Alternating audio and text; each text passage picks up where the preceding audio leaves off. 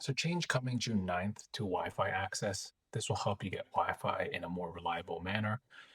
The current state is that you've had to sign up for Wi-Fi. You get procured 1 year access.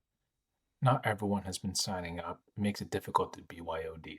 The new change is coming June 9th, where you will be connecting to Wi Fi on a more expedient basis using your email, password, and multi factor authentication.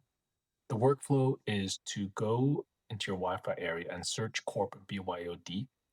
Then you will select the BYOD workflow, use your standard email, password, and then use multi factor authentication. There's some links included if you need your multi factor authentication set up. This will make it much easier for you to get access to Wi Fi on the hospital network, which then facilitates all your HIS workflows.